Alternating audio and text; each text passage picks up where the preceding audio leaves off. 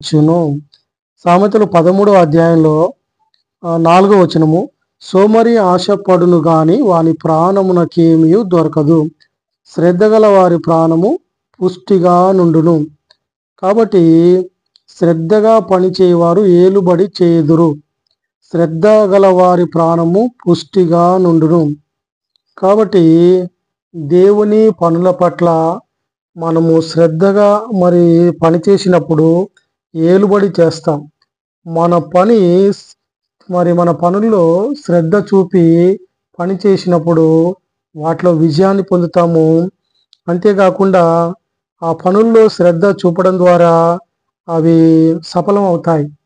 అయితే సోమరులు వెట్టి పనులు చేయవలసి వచ్చును.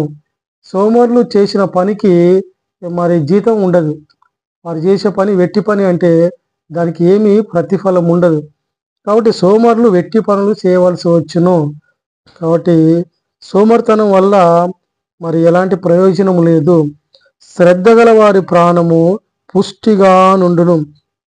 కాబట్టి దేవుని పట్ల శ్రద్ధ, దేవుని వాక్యం పట్ల శ్రద్ధ, దేవుని పరిచర్య పట్ల శ్రద్ధ, దేవుని సువార్త పట్ల శ్రద్ధ, దేవుని రాజ్యం పట్ల శ్రద్ధ, దేవుని రాజ్యం కొరకు ఆత్మల రక్షణ కొరకు భారం కలిగి శ్రద్ధగా మనం ప్రార్థించినప్పుడు, దేవుని పనులు మనం శ్రద్ధగా చేసినప్పుడు మనం ఏలుబడి చేస్తాం.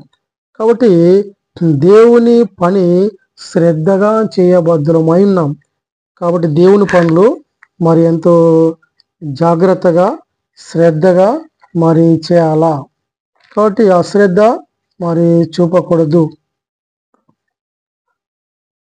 ద్వితీయోపదేశకాండం 28లో, నీ దేవుడైన యెహోవా మాట శ్రద్ధగా విని నేడు నేను నీకు ఆజ్ఞాపించుచున్న ఆయన ఆజ్ఞలన్నిటి అనుసరించి నడుచుకుని ఎడలా నీ దేవుడైన యెహోవా భూమి మీద ఉన్న సమస్త జనుల కంటే నిన్ను హెచ్చించును.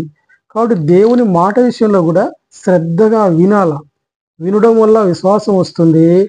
వినడం ద్వారా మనము ఎంతో మేలు పొందుతాం. వినడం ద్వారా అనేక విషయాలు తెలుసుకుంటాం. వినడం ద్వారా విశ్వాసంలో బలపడి అన్నిట్లో విజయాన్ని పొందుతాం. దేవుని మాట కూడా శ్రద్ధగా వినాలా. దేవుని మాట దేవుడు ఏం చెప్తున్నాడో గ్రహించి ఆ ప్రకారంగా చేసినప్పుడు మనం మేలు పొందుతాం. కాబట్టి దేవుని పని శ్రద్ధగా చేసినప్పుడు ఏలుబడి చేస్తాం. దేవుని మాట శ్రద్ధగా విని ఆ ప్రకారంగా చేసినప్పుడు మనము ఎంతో విజయాన్ని పొందుతాం. కాబట్టి దేవుని పనుల్లో శ్రద్ధ, దేవుని వాక్యం వినుట్లో శ్రద్ధ, దేవుని వాక్యాన్ని చదవట్లో శ్రద్ధ, దేవుని పరిచర్యలో శ్రద్ధగా ఉన్నప్పుడు మనము